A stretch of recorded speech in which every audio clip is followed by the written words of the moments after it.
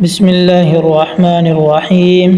السلام علیکم ورحمۃ اللہ وبرکاتہ۔ سامعین مکرم، آج کی اس ویڈیو میں حضرت یونس علیہ السلام کے حالات اور واقعات آپ کے سامنے عرض کریں گے، اور یہ بھی عرض کریں گے کہ یونس علیہ السلام مچھلی کے پیٹ میں کیسے گئے اور یونس علیہ السلام کتنے اندھیروں میں رہے۔ یہ ساری تفصیلات آج کی اس ویڈیو میں عرض کریں گے۔ حضرت یونس بن متی علیہ السلام کو موصل کے علاقے کی بستی نینوا کی طرف نبی بنا کر بھیجا گیا۔ آپ نے اللہ کے راستے میں دعوت دی، لیکن قوم ایمان نہ لائی۔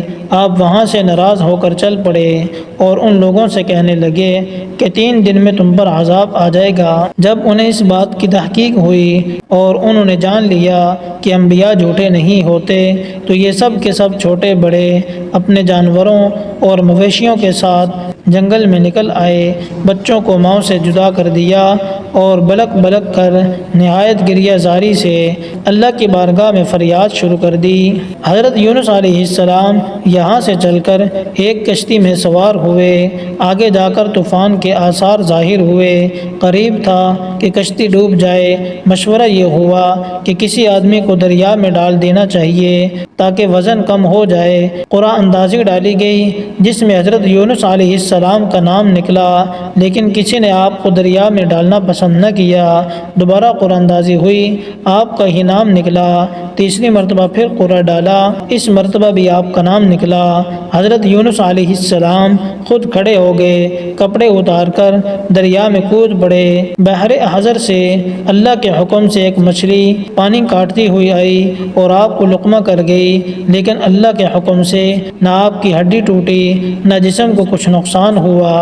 آپ اس کے لیے غذا نہ بن سکے، بلکہ اس کا پیٹ آپ کے لیے قید خانہ تھا۔ اسی وجہ سے آپ کی نسبت مچھلی کی طرف کی گئی ہے۔ حضرت یونس علیہ السلام 3 اندھیروں میں رہے، سمندر کے نیچے کا اندھیرا، مچھلی کے پیٹ کا اندھیرا، پھر رات کا اندھیرا۔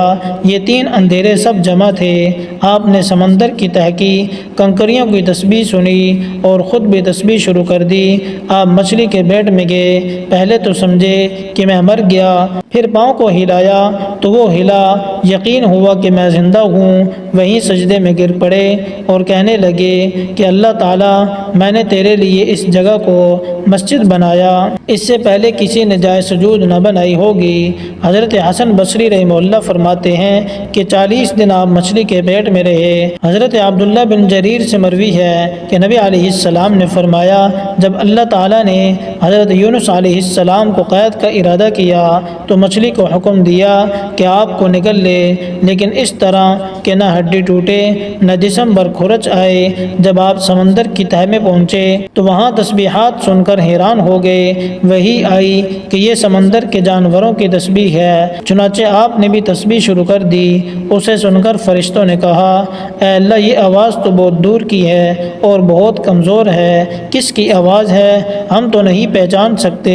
جواب ملا کہ یہ میرے بندے یونس علیہ السلام کی آواز ہے۔ انہوں نے کہا، اے پروردگار، ان کے نیک اعمال تو دن رات کے ہر وقت چڑھتے ہی رہتے ہیں۔ اللہ تعالیٰ نے ان کی سفارش قبول فرمائی اور مچھلی کو حکم دیا کہ وہ آپ کو کنارے پر اگل دے۔ نبی کریم صلی اللہ علیہ وسلم نے فرمایا، کسی کو مناسب نہیں کہ وہ اپنے آپ کو یونس بن متی سے افضل کہے۔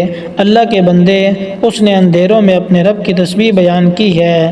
نبی علیہ السلام فرماتے ہیں کہ جب یونس علیہ السلام نے یہ دعا کی تو یہ کلمات عرش کے ارد گرد گھومنے لگے۔ فرشتے کہنے لگے، بہت دور دراز کی یہ آواز ہے اور آواز بہت کمزور ہے۔ اللہ تعالیٰ نے فرمایا کہ ہم نے ان کی دعا قبول کر لی اور غم سے نجات دے دی، ان اندھیروں سے نکال دیا۔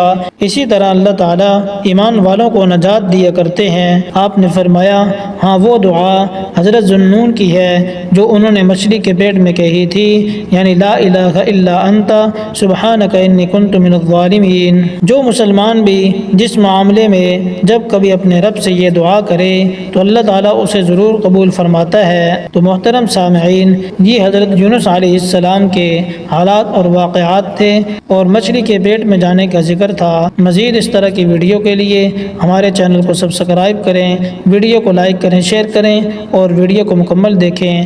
جزاک اللہ خیرا۔